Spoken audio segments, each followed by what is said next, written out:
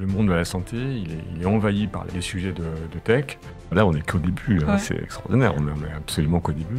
Là, on a eu la chance qu'il y ait un ou deux auditeurs qui soient venus vers Vidal en disant est-ce qu'on ne pourrait pas faire ça ensemble ? 100% du revenu, mais depuis plusieurs années maintenant, est digital. On a arrêté tout type de publication papier.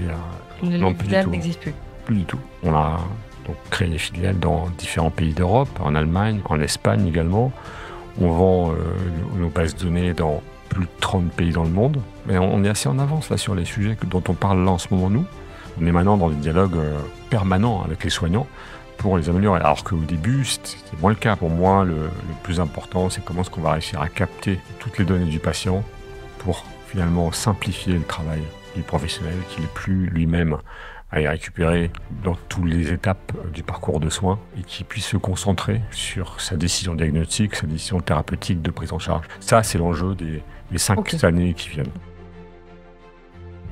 Cet épisode a été enregistré avec le soutien du Vidal.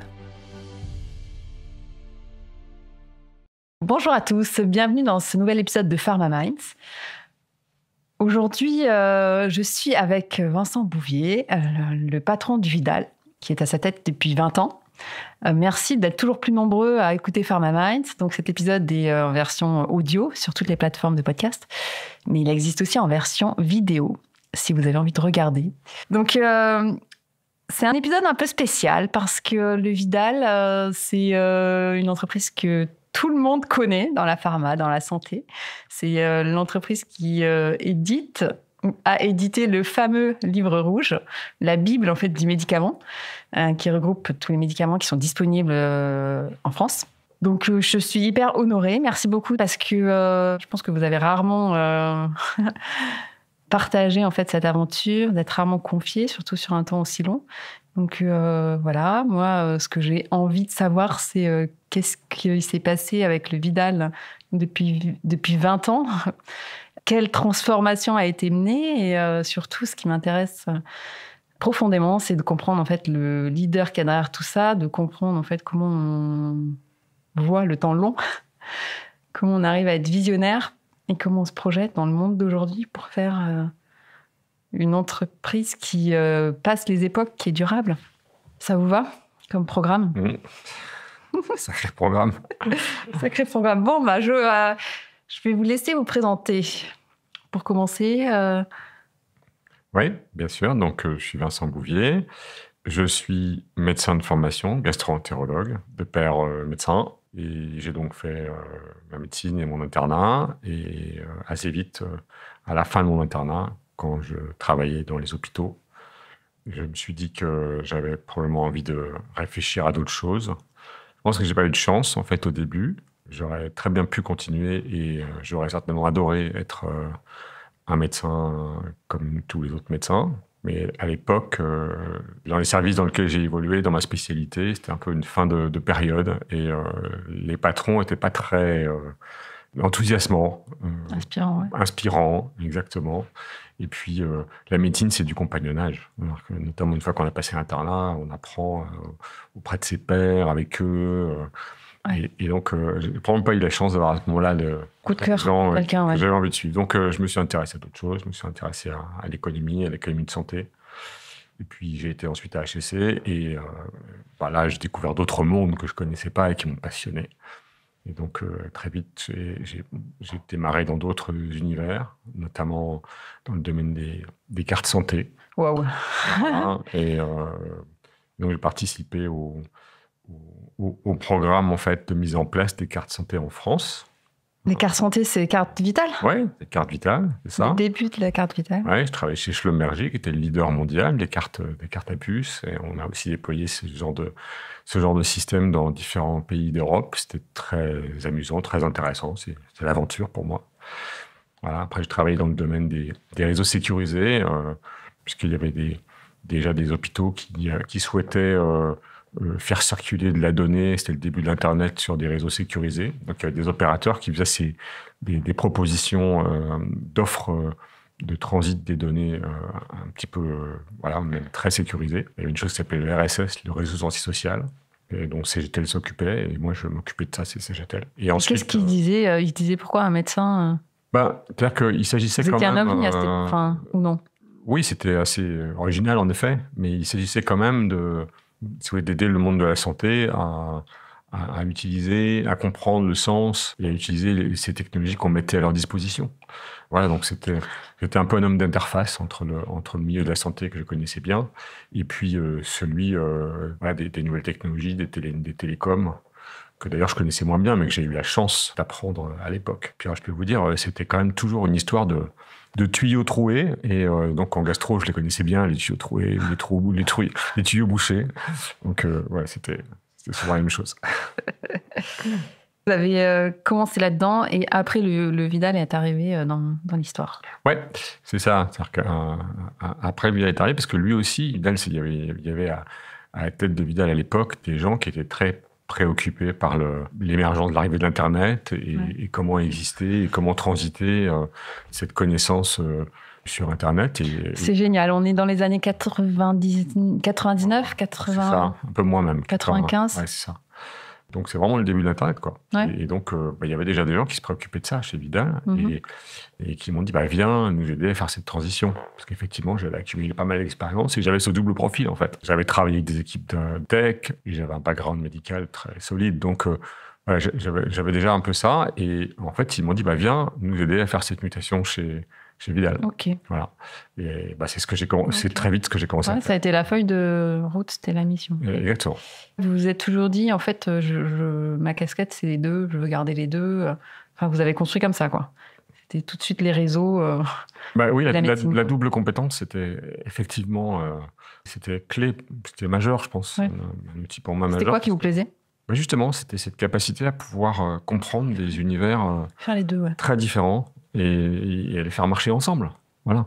Et on voit maintenant où on en est. Le monde de la santé, il est envahi par les sujets de tech qui apportent vraiment de la valeur à la façon dont le monde de la santé peut travailler, à la fois pour optimiser sa productivité, mais de plus en plus pour que ça va impacter la qualité du soin. Et donc, c'est tout à fait passionnant de comprendre un peu les deux dimensions. Ouais. Et la vision, du coup, il y avait une vision déjà à cette époque ou c'était quoi ? Je vous l'ai dit. C'était une curiosité, quoi. D'abord, c'est une déception, en fait. C'est comme ça que ça a démarré, pour moi, personnellement. Ouais. Voilà.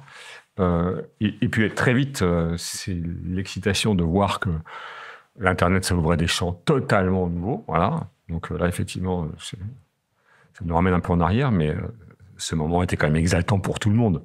Voilà. Donc, c'était exaltant de pouvoir le vivre pour moi. Ouais. Puis j'ai assez vite vu qu'il y avait un potentiel de changement des pratiques du monde médical qui était très important. Ouais. Voilà. Et depuis, ça n'a pas cessé, en fait. Donc, en fait, ça a été passionnant du bout en bout. Et du coup, vous étiez avec un esprit entrepreneur quasi dès le début, parce qu'en fait, il y avait tout à créer, quoi. Exactement. Par contre, ouais. Exactement. Et d'ailleurs... Vidal était quand même une petite entreprise. C'était une PME à l'époque, qui n'avait pas de filiale, qui était une entreprise française de 80 personnes. Et j'avais travaillé chez Schlumberger, chez CGTEL, j'avais vu les grands groupes. Et j'avais, moi, une aspiration aussi à travailler dans des plus petites entités, en fait. Donc ça a rencontré beaucoup, mon truc. Et puis... ce qui a été formidable pour moi, c'est que Vidal, c'était quand même de la pratique médicale. Donc ça m'a rapproché du monde médical plus que la carte santé ou que les réseaux télécoms sécurisés. Et là, ça m'a vraiment permis, si vous voulez, moi, de faire la synthèse entre ces différents mondes. Et d'ailleurs, c'est marrant parce que mon père était médecin et... il avait eu du mal à comprendre que j'ai lâché la médecine pour faire d'autres choses. Voilà. Et quand je lui ai dit que j'envisageais d'aller travailler chez Vidal, en fait, il a compris. Ah oui, il voyait ce qu'il allait se passer. Je me suis amusée un peu à regarder. En fait, le Vidal, c'est né en 1914. Le premier site internet du Vidal, c'est 99. Google est né en 98. Et là, je me suis dit, waouh, effectivement, il y avait déjà des gens qui pensaient à ça. Exactement. Exactement, et très vite, dès le début des années 2000, certains éditeurs de logiciels, qui équipaient notamment les cabinets de médecine libérale, se sont préoccupés de se dire, mais comment est-ce qu'on pourrait faire pour tester les interactions au moment où les médecins prescrivent ? Et oui, ça allait du début des années 2000, et ils sont venus travailler avec nous, Vidal, avec l'équipe, Et très vite, on s'est posé la question de comment il fallait structurer la donnée pour qu'elle soit effectivement compréhensible par ce type de logiciel et que l'intégration soit assez profonde. Vous voyez, donc ça remonte à assez longtemps. 25 ans, Ouais. Et donc, dans l'écosystème, il y avait aussi des gens qui étaient, très en avance. Senti, ce qui allait se passer. Voilà. Et vous pensiez que ça allait prendre 25 ans, cette affaire ? Vous disiez quoi ? C'est loin d'être terminé. Oui, c'est ça, c'est très loin d'être terminé. Vous pensez qu'on allait arriver ici ? Là, on n'est qu'au début. C'est extraordinaire. On est absolument qu'au début. Il y a un effet d'accélération, je pense qu'on en parlera après, mais il y a un effet d'accélération très fort en ce moment par rapport aux années qui précèdent. Là, ça va beaucoup plus vite maintenant. Mais ça a démarré il y a longtemps et c'est très important ce point parce que je pense que ça m'a donné très vite la vision, si vous voulez, que finalement l'avenir, il était dans la structuration de la donnée, dans l'existence de bases de connaissances robustes, autour des produits de santé, autour des stratégies thérapeutiques, et que c'était dans les logiciels qu'il fallait la mettre. D'accord. Voilà. Et pas dans les dictionnaires, ni même sur le site internet, en fait, pour être très clair. L'avenir, il était là. Et en fait, c'est ça qu'on a construit pendant des années. C'est comment est-ce qu'on proposait ça à toutes les applications de soins, qu'elles soient à l'hôpital, en médecine libérale, pour que tout de suite, on puisse voir apparaître les alertes ou les propositions, les suggestions, pour pas faire d'erreur avec les produits et pas prendre de risques avec les patients. Et du coup, comment ça s'est construit ? Donc, vous avez débarqué, il y avait un site internet, mais un livre. Et donc, petit à petit, ça a été construire ses bases, organiser la donnée pour vous voyez qu'il y avait un changement de business model qui allait devoir s'opérer ? Oui, c'est ça. C'était une maison d'édition.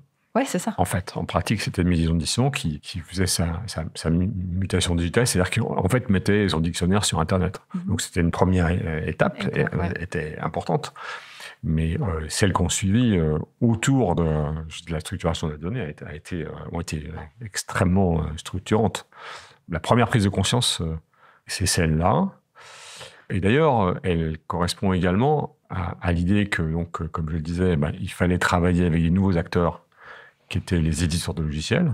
Je vous rappelle qu'à l'époque, les médecins ils prescrivaient avec un papier et un crayon, en pratique, que ce soit en médecine libérale ou à l'hôpital. D'ailleurs, on était en direct avec eux, c'est-à-dire qu'ils utilisaient le dictionnaire et on leur parlait à eux. Et là, il y avait quand même la difficulté il fallait parler, rajouter un ordinateur, rajouter un éditeur de logiciel avec qui il fallait parler, qui finalement un peu nous disruptait, mais qui était une étape obligatoire pour pouvoir continuer, amener de la connaissance du futur aux professionnels. Donc en fait, c'est l'arrivée des éditeurs de logiciels, en gros, qui rentrent dans l'univers et qui rentrent aussi dans nos business models. Parce que le truc incroyable, c'est que si vous vous souvenez bien, le dictionnaire, il était donné gratuitement aux médecins. Parce qu'il était financé, les monographies étant à l'époque financées par l'industrie pharmaceutique. Et quand je suis arrivé chez Vidal, 100% des revenus, ils étaient basés là-dessus. Et en fait, non seulement on a changé les produits progressivement, mais on a également changé le business model. C'est-à-dire que client, quoi. On s'est dit, non, maintenant c'est pour ça, c'est le médecin qui doit payer. C'est sa responsabilité que le traitement soit sécurisé. S'il le veut, il doit le payer. Et donc, on a commencé à mettre en place ces abonnements qui étaient payés par les professionnels. Et c'est tout à fait, je crois, la bonne voie qu'on a continué à suivre. Ouais. Voilà. Et maintenant, vous voyez, rien que pour la France, c'est plus de 20 millions d'euros de revenus, cette partie-là. D'accord. Et puis après, on a rajouté des pays en Europe. Et donc, cette histoire, en fait, elle a commencé comme ça. Et du coup, quand on rappelle peut-être le contexte pour ceux qui ne connaissent pas vraiment bien ce que fait un éditeur, ce que vous faites et comment vous travaillez ensemble, comment vous répartissez en fait le travail. L'éditeur de logiciels, que ce soit d'ailleurs à l'hôpital ou en médecine libérale, il gère l'ensemble du dossier patient, principalement, donc l'ensemble des données qui concernent le patient sont enregistrées, elles sont mises dans des workflows de façon cohérente, et c'est le métier de l'éditeur de logiciel. Et nous, on amène des éléments de connaissance sur les produits de santé et puis plus généralement sur les stratégies médicales, si vous voulez, de prise en charge, parce que nous, on ne travaille pas sur le diagnostic, on travaille que sur l'aide à la prise en charge thérapeutique. Voilà. De façon à ce que, aller faire des suggestions et des alertes, le cas échéant, au moment de la prescription, de la délivrance ou de l'administration des produits. Et ce travail main dans la main avec les éditeurs de logiciels, ça a commencé dès le début. Comment ça s'est passé? C'était facile, c'était évident, Non. En effet, c'était pas du tout simple. Là, on a eu la chance qu'il y ait un ou deux éditeurs qui soient venus vers Vidal en disant est-ce qu'on ne pourrait pas faire ça ensemble? D'accord. Et donc, il y avait vraiment de leur côté aussi des gens qui étaient visionnaires et qui souhaitaient introduire un service médical dans leurs produits. Ouais. Voilà. Et ça nous a... Bon, là, on l'a vraiment fait ensemble. Après, il a énormément évolué, bien sûr. Ouais. Mais je me suis rendu compte, quelques années après, que, aux États-Unis, les choses avaient commencé à peu près à la même époque. Okay. C'est-à-dire que le marché qui est pourtant le marché le plus développé au monde sur ce sujet, le décisionnel médical, maintenant, c'est le marché le plus important, c'est les États-Unis. Il a démarré au même moment que nous, et nous, en France. Si vous regardez aujourd'hui l'Allemagne, par exemple, l'Allemagne a plusieurs années de retard, a démarré bien après cette réflexion d'intégration dans les logiciels, et donc ce travail avec les éditeurs de logiciels. Ouais, mais ça calque en fait tout le côté réseau qu'il y avait même sur la téléphonie grand public ou Internet grand public, qui arrive aussi hyper tôt en France. On a pris la balle au bon, oui. Alors je pense que l'Internet, il est arrivé au même moment en Allemagne, mais par contre, l'informatique médicale, elle ne s'est pas développée aussi vite en Allemagne, par exemple. Et vous avez une explication? Écoutez, non, j'en ai pas. En tout cas, je la connais pas. Ouais. Je n'ai pas vraiment cherché, mais par contre, je le constate maintenant très clairement. Ah oui, encore maintenant qu'ils ont... Ah oui, c'est encore le cas. Ouais, c'est encore le cas. L'Allemagne, sur certains sujets, rattrape son retard, notamment sur toute l'aide à la décision médicale. Par contre, de façon intéressante, sont bien plus forts sur les sujets de facturation. Notamment les facturations à l'hôpital, ça marche mieux que la facturation en France. Vous voyez. Donc, ça, c'est comme un moteur de BMW, quoi. Ouais. Et comment ça s'est fait, cette transition de business model? Ça s'est fait petit à petit? Vous vous êtes dit, OK, on va... comment ça s'est passé concrètement, juste pour regarder? C'est monté en puissance, il y a eu des technos, mais... Très progressivement. Ouais. Et donc, vous avez dit tout à l'heure, long terme, oui, effectivement, c'est encore en train d'avoir lieu. Hein. Ouais. Voilà. Il y a encore des tas de professions aujourd'hui qui font des prescriptions, qui sécurisent pas régulièrement leurs ordonnances. Hein. Okay. Et donc, tout ça se fait progressivement, encore une fois, en ville, mais aussi à l'hôpital. Donc, tout ça s'améliore. Mais c'est encore des enjeux énormes. Oui. Enfin, vous avez bien parlé de les changements qu'il y a eu, c'est des changements de services, des changements de support, en fait, de produits que vous offrez, un changement de client. Et comment ça s'est passé? Même l'acceptation des médecins, maintenant, c'est quelque chose qui paraît... qui est rentré dans les habitudes. Mais... Oui, tout à fait. Et d'ailleurs, ce qui est vraiment super en ce moment, c'est que leur exigence devient plus grande. Okay. C'est-à-dire que comme ils se mettent à vraiment utiliser, il y a des retours, il y a des demandes d'amélioration, voilà, il y a des propositions. Donc, on est maintenant dans des dialogues permanents avec les soignants pour les améliorer. Alors qu'au début, c'était moins le cas. Parce que ils sont aussi peut-être plus habitués à la technologie. Aussi. Et à la perspective et à savoir ce qu'ils peuvent attendre ou pas, croire. Voilà. Et on peut avoir aussi quelques chiffres peut-être pour savoir de l'entreprise, en 20 ans, elle est passée de... Est-ce que son chiffre d'affaires, comment il a évolué grâce à ça, le nombre de salariés Ouais. On parlera de l'international juste après, mais... Voilà, donc je vous le disais... quel impact ça a eu, le fait de se développer comme ça, quoi? Ça a complètement changé le profil des personnes dans l'entreprise, hein, bien sûr. Okay.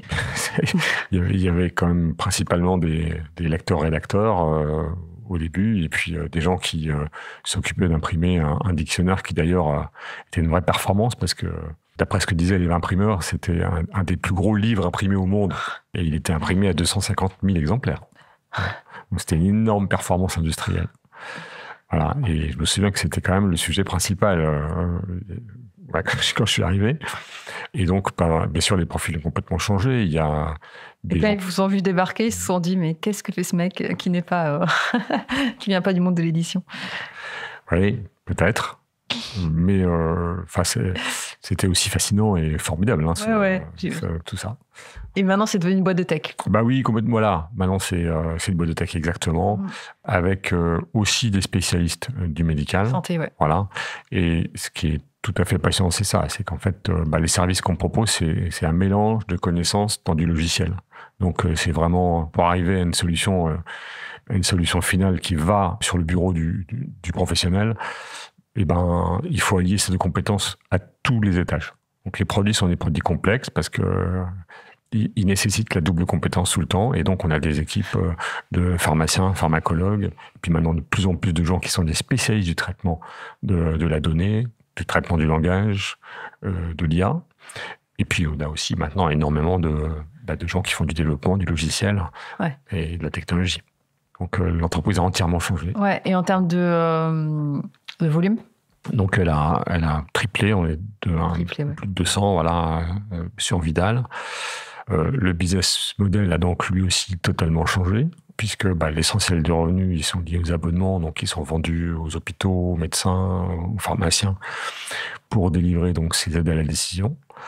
100% du revenu, mais depuis plusieurs années maintenant, est digital. Voilà, parce qu'on a arrêté tout type de publication papier. Vous n'avez plus de livres, le Vidal n'existe plus.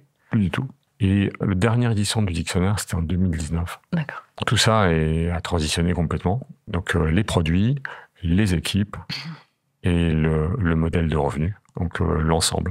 Et quand on le dit comme ça, on a l'impression que le trajet est fait. Mais en fait, le trajet, il continue. Parce que les technologies accélèrent encore les mutations nécessaires pour nos produits et donc pour nos équipes. Ouais. Le business model, lui, il est beaucoup plus stable. Mais une trajectoire maintenant très stable. Mais voilà, donc en fait, j'ai le sentiment que le train est encore en train d'accélérer. Oui, d'accord. Ouais. Et parce que dans l'intervalle, en plus, on a internationalisé l'entreprise. On a donc créé des filiales dans différents pays d'Europe, en Allemagne, j'en parlais, en Espagne également.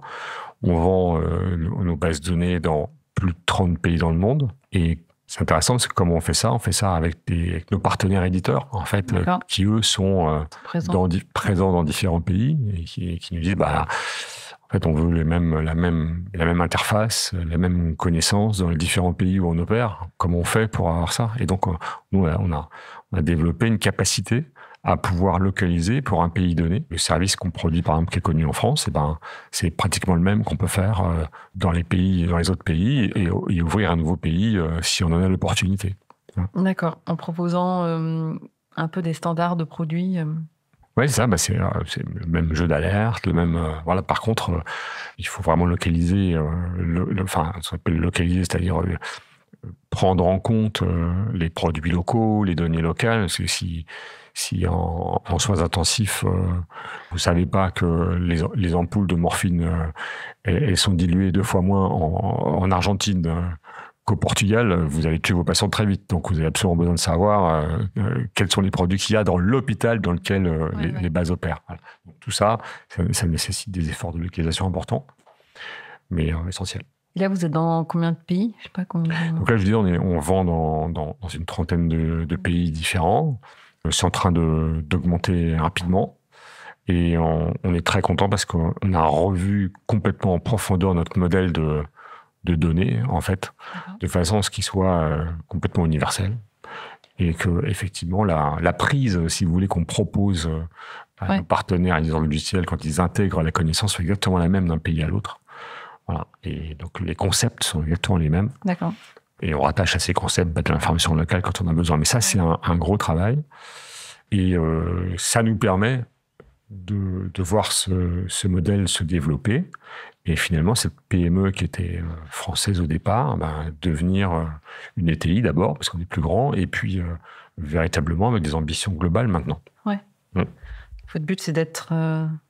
notre but, c'est... je pense qu'on est déjà leader européen, mais notre but, c'est d'accélérer. Mais si vous voulez, c'est là où le truc est formidable, parce que on est absolument au début de la proposition qu'on peut faire, si vous voulez, dès la décision pour les professionnels. On est au début. On voit là, on a dans nos cartons des choses qu'on pourra faire dans 1, 2 ans, qui vont vraiment changer la façon dont le professionnel peut travailler autour de la donnée médicale. On voit qu'en ce moment, il y a des révolutions qui se font avec c'est ça. La voix, l'IA, tout ça comme ça. Ouais.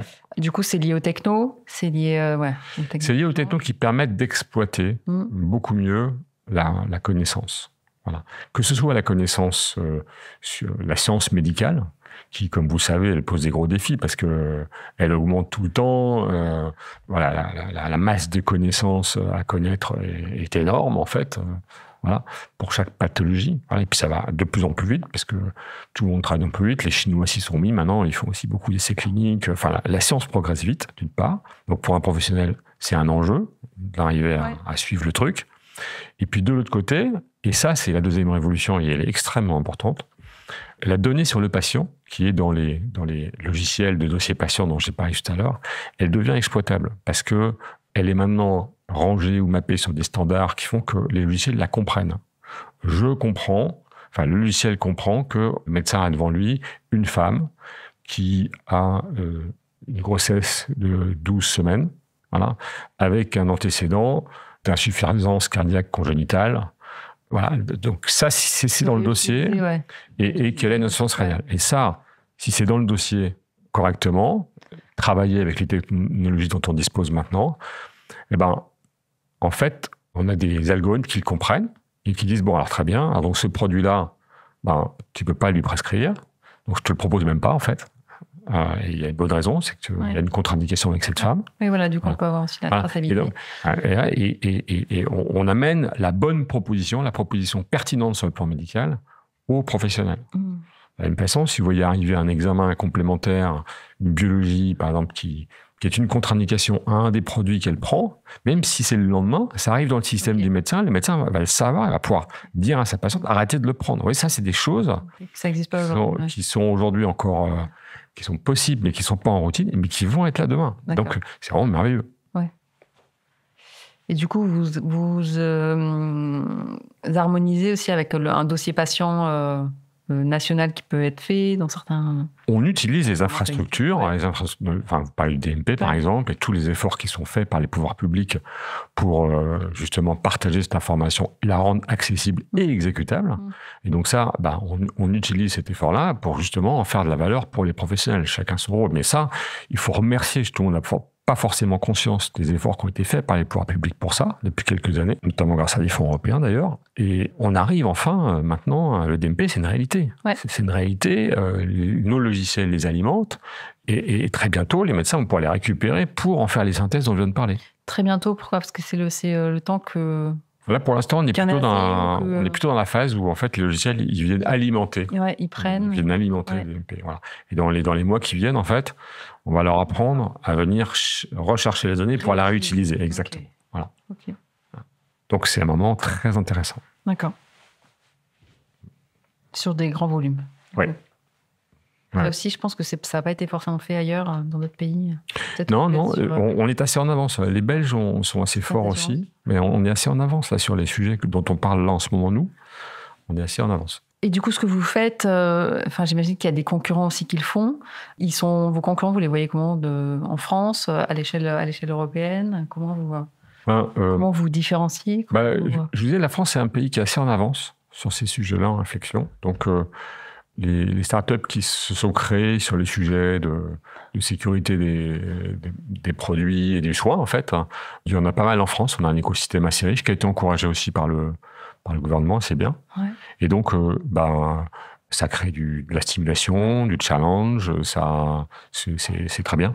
Ouais, bien sûr, mais du coup, comment vous vous positionnez ? C'est quoi le critère de différenciation de chacun ?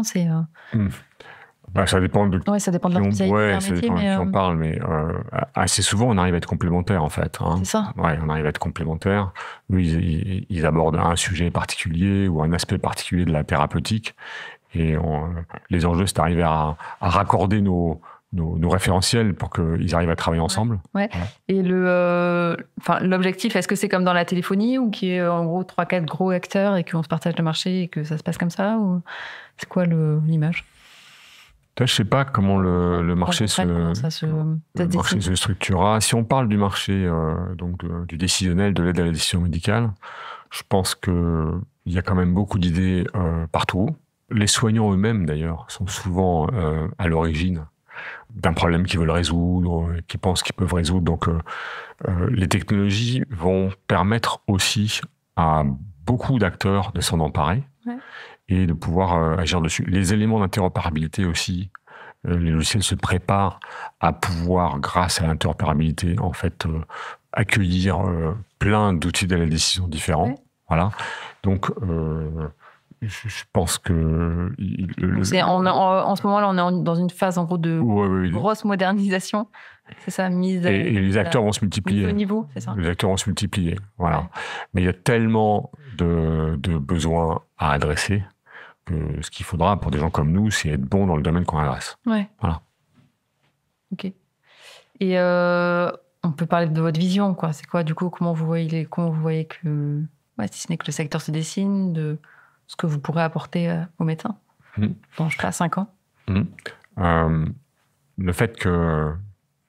Bon, il y a toute la question de la synthèse et de la mise en base, et de la mise à jour de la connaissance médicale. Ça, c'est un premier point.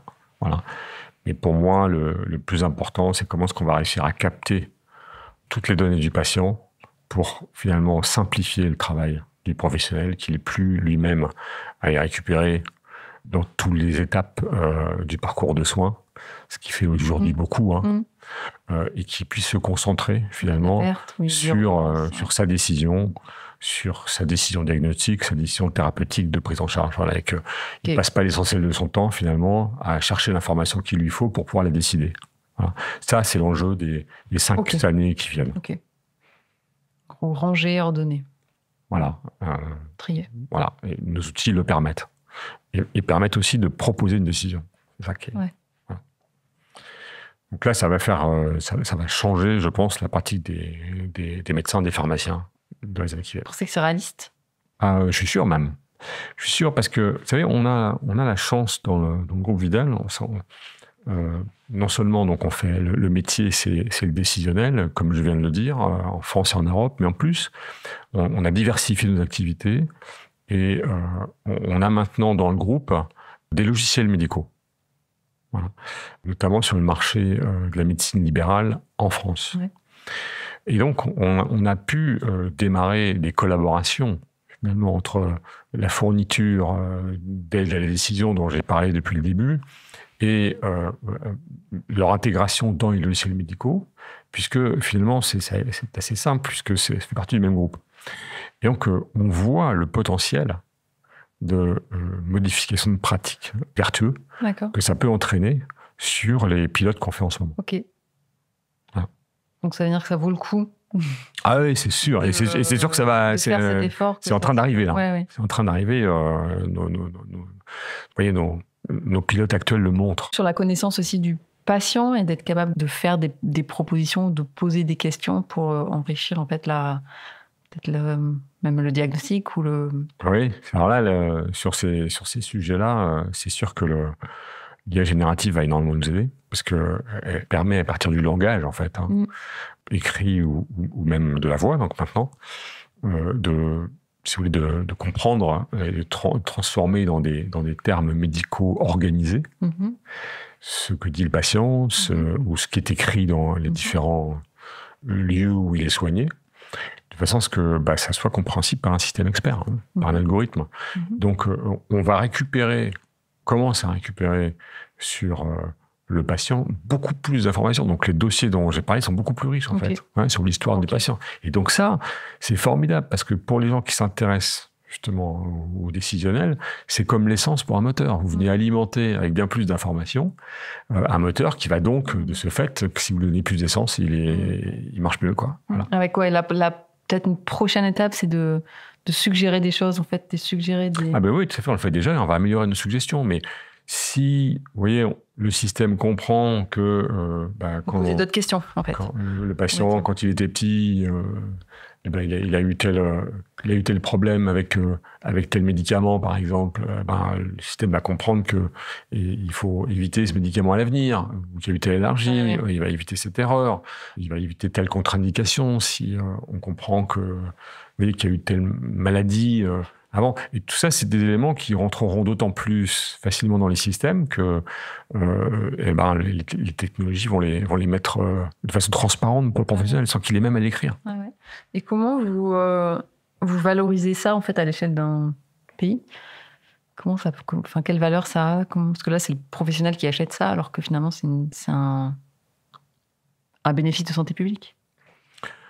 Oui. Ça se valorise pas. Écoutez, aujourd'hui, on est focalisé sur le fait d'aider les professionnels à faire leur métier. Ouais. Bon. Donc, c'est nos clients et ils nous payent pour ça. Je pense que c'est la bonne façon de penser. Bon, c'est le cadre dans lequel on est. Oui. Non, mais c'est intéressant. Parce qu'au final, ça bénéficie aux patients plus que tout, quoi. Donc, Bien sûr. Il est mieux soigné, quoi. Bien sûr. Par les patients.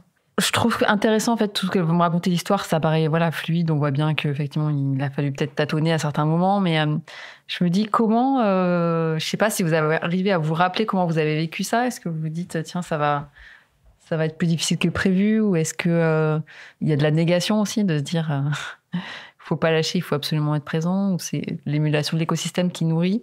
J'aimerais comprendre un peu ça, comment on fait pour, pendant 20 ans, tenir sa vision et de se dire, faut avoir une vision stratégique, la tenir, quoi.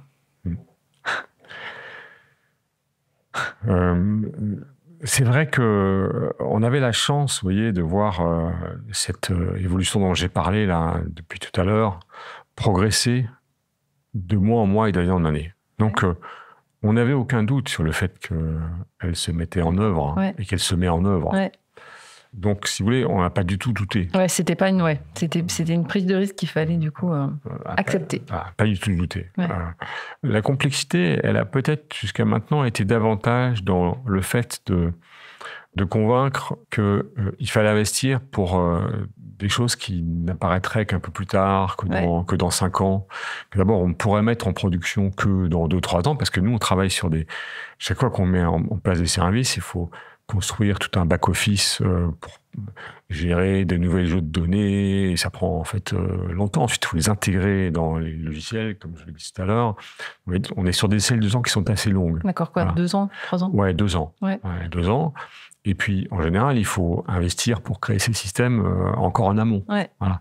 Donc, ça, c'est pas toujours facile de convaincre les actionnaires, vous voyez, sur ces échelles de temps-là. Donc, il y a eu certainement différent du livre, quoi. Là, du coup, un challenge, voilà, d'avoir des retours sur investissement qui étaient un peu plus longs. Voilà. Mais dès lors qu'il y avait une conviction que finalement, ce qui arrivait n'allait faire que s'amplifier, et non seulement en France, mais dans le monde entier, on y arrivait. Mais cet effort de conviction, il fallait le faire. Ça, c'était un vrai challenge pour accompagner cette mutation, parce que investissement, ouais. Parce qu'il faut être accompagné par des actionnaires qui comprennent et qui soutiennent sur le long terme. Ouais. C'est pas le cas de tous les actionnaires. C'est ça que c'est intéressant. Ouais, c'est pas le cas de tous les actionnaires. Donc ça, c'était une partie de mon métier, et j'ai vite compris que c'était vraiment clé de le faire. Sur la période, Vidal a changé d'actionnaire. Ouais. À un moment donné, on a travaillé avec un fonds d'investissement qui était l'actionnaire principal. Et là, c'est un challenge, parce que c'est des gens qui sont souvent intéressés par le court terme. Voilà. Mais ça s'est bien passé.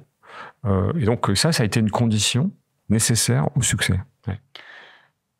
Et du coup, vous êtes encore avec ce fonds ? Non. Depuis 2016, on travaille avec un industriel du numérique en santé japonais, et qui a une perspective extrêmement positive de ce marché pour l'avenir, et qui nous aide à continuer à le développer en Europe et dans le monde entier. Donc ça se passe très bien. Mais c'est justement plus un fonds. C'est un vrai industriel qui a une vision long terme. En plus, les Japonais, vous savez, ils ont des visions très long terme. Ils sont là pour des millénaires. Voilà. Mais du coup, ça a été... c'est intéressant ça, parce que cette notion de temps long, en fait, on ne peut pas la jouer avec quelqu'un qui voit le temps court, ou vous avez réussi à le faire aussi à certains moments. Voilà. On peut parler un peu de ça, c'était donnant, quoi. Vous étiez capable de leur donner les résultats qu'ils voulaient, mais en même temps, il fallait faire des concessions. C'est un équilibre, en fait, toujours, qu'il faut trouver, comme dans tout ce qu'on fait.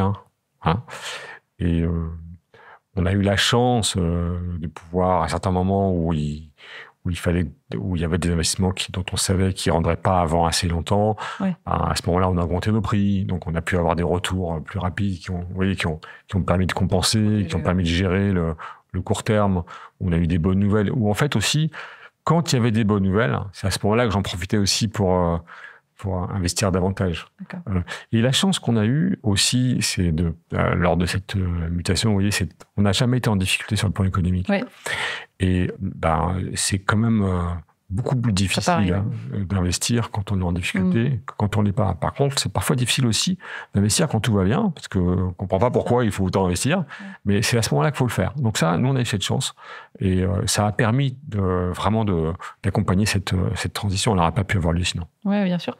Mais du coup, c'est quoi qui a joué là-dedans? C'est votre capacité justement à formuler un projet qui était suffisamment concret, c'est ça, comme vous dites, être malin d'investir beaucoup quand ça allait bien, mais il faut une sacrée dose de courage. De courage, non, mais pour avoir des bons arguments, oui. Alors, c'est vrai que ce marché ce marché du décisionnel, il a d'autres avantages. C'est que, d'abord, il nécessite une intégration profonde, un partenariat vraiment... profond avec les partenaires du logiciel, comme je l'ai expliqué. Donc, en fait, il ne se défait pas en 5 minutes. Il ne se défait pas en 5 minutes, il n'est pas fragile. Enfin, il l'est sur le moyen terme, bien sûr, il faut toujours montrer qu'on s'améliore, mais en tout cas, les périls ne sont pas immédiats, c'est la première chose. Et la deuxième chose, c'est qu'il crée des revenus très prédictibles, parce que l'abonnement, c'est quand même assez merveilleux de ce point de vue-là. Vous voyez, on ne refait pas... On ne met pas sa tête sur le bio tous les matins, on sait qu'on va avoir... Donc, des revenus prédictibles et assez sûrs sur le moyen terme, c'est vraiment très aidant pour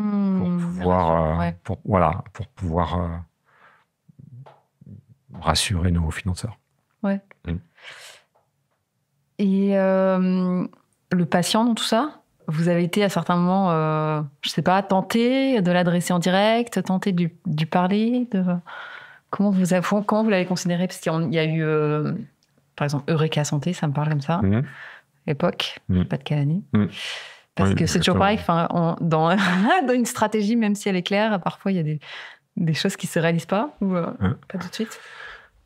Alors, le patient, bien sûr, il est quand même au centre des préoccupations des professionnels, et si on aide les professionnels, c'est pour qu'ils soient mieux leurs patients. Donc, quelque part, il est au centre de tout. Ouais. Voilà. Ça, c'est un premier point. Par contre, les services qu'on imagine et qu'on fait, on les fait avec les professionnels et pour les professionnels, voilà, en premier lieu. Bon. Ce qui est assez intéressant, c'est que on se rend compte que la demande d'information et de compréhension des patients, elle augmente. Oui. Hein. Mais ce qui est important, c'est qu'il y ait une information qui soit pas orthogonale à celle du professionnel. C'est-à-dire que il faut qu'elle soit cohérente. Sur TikTok, il faut qu'elle soit cohérente. C'est-à-dire qu'il faut que finalement, il ait une information qui soit dans la même ligne, d'ailleurs avec le même niveau de qualité que professionnel. Parce que sinon, ça pose un problème à tout le monde. Donc ça on s'en est rendu compte assez vite. Et donc ça nous a un peu limité aussi, parce qu'il fallait faire très attention à ce qu'on disait aux patients. Mais progressivement, on a construit, à chaque fois qu'on faisait des jeux de connaissances pour les professionnels, et on essayait aussi de faire les mêmes pour les patients, un peu... Vulgariser, quoi. Voilà. Ouais. Donc c'est vrai que ça a commencé il y a longtemps. Au moment des livres, il y avait le Vidal de la famille, qui était finalement une édition simplifiée, mais parfaitement cohérente avec celle du Vidal des professionnels. Voilà. Et on a continué avec ça, et aujourd'hui, c'est vrai que le site vidal.fr, c'est 12 millions de visiteurs uniques par mois. Donc, ce sont des patients qui viennent s'informer sur les médicaments et les produits. Donc, aujourd'hui, c'est une source importante. Voilà. Je pense qu'on participe à l'information du patient indirectement. Vous leur fournissez toujours un accès à l'information, mais voilà, c'est pas votre client principal. Enfin, c'est pas votre client, quoi. C'est pas notre payeur, ça c'est sûr. Et d'ailleurs, c'est une difficulté en France, dans le domaine de la santé, le patient, c'est pas un payeur. Donc, c'est un peu difficile d'avoir des offres qui soient vraiment très pointues, avec des gros moyens, directement pour le patient, alors que le marché n'existe pas. Difficilement solvable. Ouais. Voilà. Et vous le voyez dans d'autres pays? Il y a un pays dans lequel c'est différent, c'est les États-Unis. Ouais. Mais les États-Unis, il y a 40 millions de personnes qui n'ont pas accès au système de soins. Ils n'ont juste pas accès. Donc, s'ils n'ont pas d'informations, ils n'auront pas. Alors que nous, en France, si on a un problème, peut-être que notre médecin traitant ne nous répondra pas, mais on ira voir le pharmacien qui va répondre à une bonne partie de nos problèmes. C'est-à-dire que c'est ceux qui n'ont pas accès qui peuvent regarder, payer pour ce type d'infos. En tout cas, c'est ce qu'on voit, ouais. Et donc, c'est pas ce qu'on souhaite forcément. Hein. Donc, voilà. Mais donc, ça explique aussi une certaine prudence en termes d'investissement sur le service directement aux patients, parce qu'il n'est pas très solvable en France. Par exemple, Doctolib, qui, eux, ont pris le patient par les rendez-vous, quoi, en fait, par l'interface de la secrétaire médicale, quoi, et garde son client, qui est le médecin. Comment vous regardez ça? Vous dites c'est une approche différente, c'est quoi? Non, mais c'est très, très intéressant.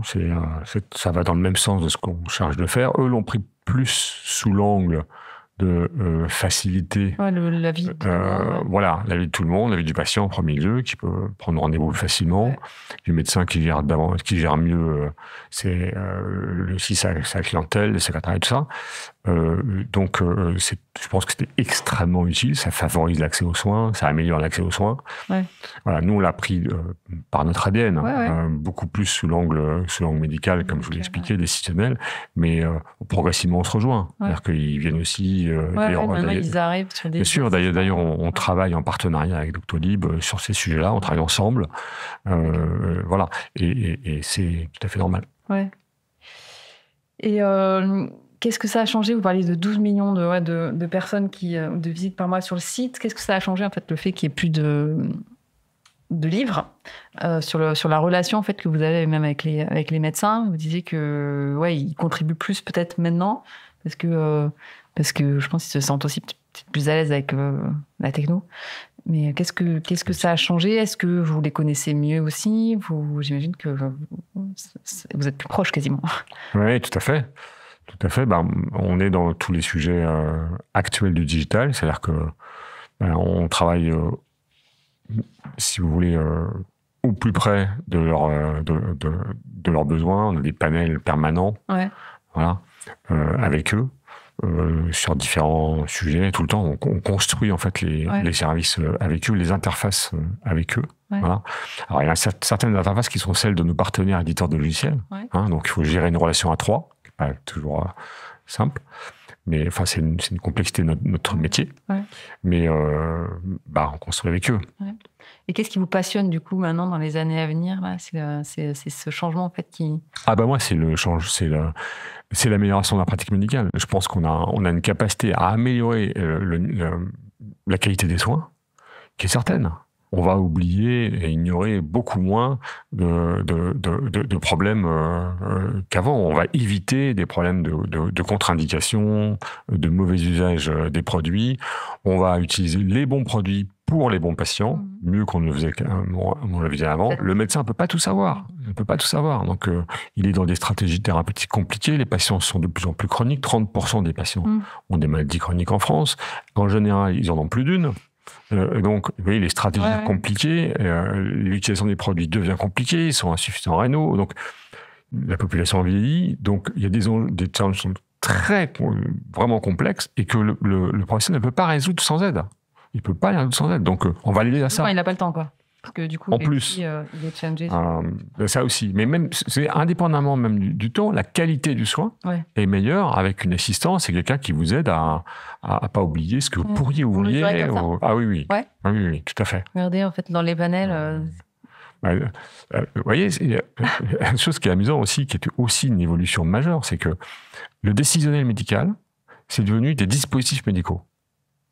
Alors, exactement comme un pacemaker. D'accord ? C'est-à-dire que les logiciels qu'on fait pour sécuriser une ordonnance, c'est traité comme un pacemaker. C'est-à-dire qu'on considère que si jamais il y a une erreur dans nos logiciels, on peut tuer le patient. Ce qui est tout à fait vrai. D'accord ? Donc, ça nous a fait rentrer dans un système de management de la qualité, exactement comme si on faisait un cœur artificiel. Ouais. Donc, mes équipes, je peux vous dire que ça, c'est une mutation majeure, majeure. Voilà. Et c'est pour vous dire que on assiste vraiment le professionnel dans les tâches les plus essentielles. Les plus essentielles. C'est le cœur du réacteur. Voilà. Et il en a de plus en plus besoin. Donc, c'est ça qui est passionnant. C'est ça qui est passionnant, c'est ça. On touche vraiment l'assistante. Voilà, et on touche la pratique médicale. Et pas seulement est-ce que les patients sont bien dans la salle d'attente, ce qui est très important, mais on touche la façon dont on soigne. Voilà. Et comment vous avez fait, je reviens un peu encore sur les histoires de stratégie pour faire ça, mais vous y êtes arrivé du coup en itérant et en avançant, en construisant, mais comment on fait quand on construit une stratégie, qu'il y a un plan A, un plan B, un plan C où on sait que le plan A, de toute façon, il va falloir qu'il marche, ou vous disiez, de toute façon, cette évolution va avoir lieu. Alors ça, c'est une question pour tous les... Pour tout le monde, Je comprends votre question comme une question pour tous les responsables d'entreprise, en fait. C'est-à-dire que je la vois pas sous l'angle médical ou plus particulièrement de produits. Non, si. Mais elle est générale, mais du coup, moi, ce qui m'intéresse, c'est de savoir comment vous faites. Ouais. C'est vrai que quand on mène comme ça une trajectoire, on a toujours besoin d'anticiper un éventuel échec. Et donc, le plan, comme vous dites très bien, le plan B, on a toujours des plans B, en fait. Toujours, Enfin, en tout cas, le plus souvent, pas toujours, le plus souvent. Et ça fait partie de mon rôle, en fait. Mon rôle à moi, de faire en sorte que si ça marche pas, on se replie sur une autre vision. Et on a progressé, mais je pense que toutes les entreprises, d'ailleurs, ont progressé dans ce domaine-là. Dans le monde d'aujourd'hui, on se dit que le plan A... et quand on fait des budgets, on fait des plans stratégiques à 3 ans, ils sont évidemment jamais respectés, parce que c'est jamais ce qui se passe. Mais ça nous permet de raisonner sur où peuvent être nos risques et qu'est-ce qu'on fait si on a ces risques. Donc c'est une réponse un peu générale. Une chose où finalement le plan B était plus beau que le plan A. Parce que ça arrive, hein. Oui, bien sûr, ça arrive. Bien sûr, ça arrive. Ça arrive dans la vie, très souvent. Moi, je fais beaucoup de voile et c'est une chose qui arrive tout le temps. C'est-à-dire que vous établissez un plan pour votre régate avant de partir. Si vous savez que vous voulez faire ça, pour telle ou telle raison, vous n'arrivez pas à le mettre en œuvre parce que vous êtes gêné, un bateau qui vous gêne, donc vous êtes faire autre chose. Et en fait, c'était la meilleure solution. Voilà. Du coup, vous faites du sport ? Je fais du sport et je fais surtout de la voile. De la voile ? Et de la compétition, du coup, de la régate ? Beaucoup, oui. Depuis longtemps. Ça vous aide ?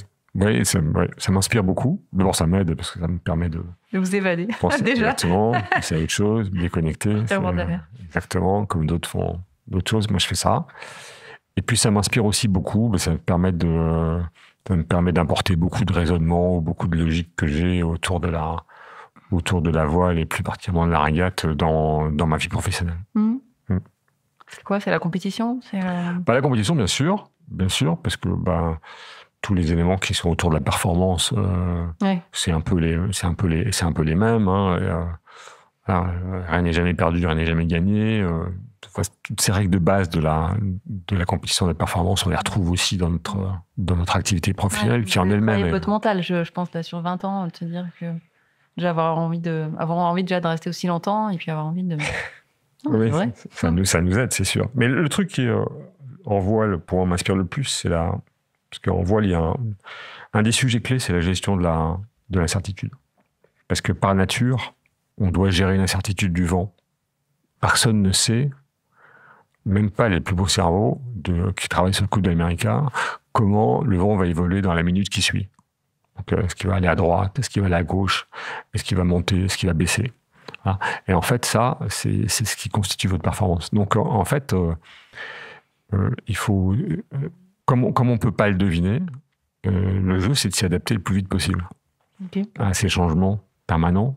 Pour aller dans la direction qu'on veut, quoi. C'est pas suivre le sens du vent. Et s'adapter tout le temps. Et ça, à quelque chose qu'on ne maîtrise pas et on ne sait pas où aller le vent, en fait. Donc, en fait, nous, on vit ça. On vit ça tout le temps parce qu'on a sans arrêt des choses qui font que ça se passe pas comme on pensait que ça allait se passer. Comment vous faites pour, je sais pas, apprendre à vivre ça en étant serein, quoi? Je pense que c'est consubstantiel à la vie, en fait. C'est-à-dire que on passe notre temps à essayer à réduire l'incertitude. Et on a même des gens qui sont payés pour ça, dans l'entreprise, à faire des roadmaps, à la remettre à jour, à réduire notre incertitude. Et on aimerait beaucoup vivre dans un monde sans incertitude. On se lève le matin. On s'y ennuierait vite, en fait, probablement. Mais en fait, la vie, c'est exactement l'inverse. C'est exactement l'inverse. Voilà, vous connaissez cette chanson, peut-être la dernière fois qu'on nage, on ne le sait pas. Ouais. Ah ouais, peut-être que on va mourir dans un quart d'heure. Ouais. Donc ça, c'est très intéressant. Et au fond, c'est une disposition d'esprit qu'on doit avoir. Si on sait où on veut aller, on va souvent y aller par des chemins qui ne sont pas du tout ceux qu'on avait imaginés. Donc ça, c'est très intéressant d'animer cet état d'esprit dans nos équipes. Ça, c'est sûr que ça, je l'ai vécu parce qu'on a quand même pris pas mal de chemins de traverse pour traverser, et ça va continuer, bien sûr. Ouais. Et tous les gens, d'ailleurs, dans les entreprises qui sont dans des écosystèmes qui vont vite, ont ça. Hein. Bien sûr, mais là, ce que vous avez réussi à faire, c'est la transformation malgré tout. Une transformation, je veux dire, de tout, quoi. De business model, de clients, Et bon, après, les équipes ont changé parce que les métiers ont changé, mais être capable de le... Enfin, moi, c'est surtout de le vivre avec passion et avec envie, parce que quelqu'un qui est resté là 20 ans, il a appris à s'accommoder de ça, quoi. C'est un comment vous direz, c'est un équilibre qui est suffisamment piquant, mais pas trop pour avoir envie de rester et pas s'ennuyer. Ah oui, oui, ce qui se passe, c'est que c'est vraiment c'est merveilleux parce que on découvre des nouveaux univers vraiment beaucoup grâce à la techno en ce moment, qui étaient insoupçonnés même il y a encore un an, et qui font ouvrir de nouvelles portes, de nouveaux champs, qui fait que moi je m'ennuie pas du tout, j'ai aucune lassitude. Ouais, ça c'est incroyable. Peut-être un conseil, tiens, j'ai envie d'avoir un conseil pour les jeunes qui, je sais pas, ou des jeunes médecins ou des jeunes de la tech qui se retrouvent, parce que c'est quand même deux mondes en ce moment qui se rapprochent. Qu'est-ce que vous aurez envie de leur dire? Je pense qu'on est à un moment où tout est possible. C'est-à-dire que on peut vraiment... Doctolib, par exemple, le montre. Cette histoire, elle a démarré, je crois, en 2014, avec un type qui a sa tête, qui a 37 ans. On est à un moment où on peut accomplir des transformations majeures en un temps assez court. Oui. Donc, je pense que les jeunes, il faut qu'ils aient bien ça en tête, et il faut qu'ils aient confiance dans leur capacité à pouvoir mener des grandes transformations s'ils pensent qu'elles sont utiles. Ouais. Voilà. Oh. Et je pense qu'ils ont vraiment cette chance. On l'avait aussi. Mais je trouve qu'ils ont des leviers là qui sont merveilleux. Voilà. Et on a des témoignages, des exemples, j'en citais un tout à l'heure, mais il y a beaucoup d'autres, des gens qui transforment assez vite leur écosystème en ce moment. Non, c'est fascinant. Bravo déjà pour tout ça, pour tout ce que vous avez fait. Je ne sais pas s'il y a un truc que vous avez envie d'ajouter pour compléter, ce que vous avez envie de dire. Non, je dirais juste que je regrette de ne pas avoir 30 ans de moins, là, parce que je pense que ceux qui vont venir là, ils vont vraiment énormément s'amuser. Vous n'avez pas fini. Vous avez bien 30 ans devant vous. Ça doit être ça. Merci. Vous n'allez jamais nous lâcher. Un grand merci, Vincent, pour cet échange. C'était déjà passionnant. Et puis, moi, je suis admirative. Je pense que tous nos auditeurs vont se régaler d'écouter ça, de cette aventure géniale. Et puis, de sentir aussi que, il y a des groupes, des beaux groupes français qui transforment des choses en profondeur.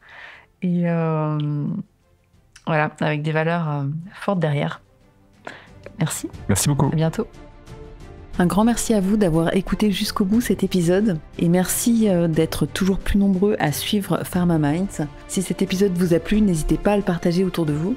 Pour ne pas louper la sortie des prochains épisodes, rendez-vous sur les réseaux sociaux. À très bientôt!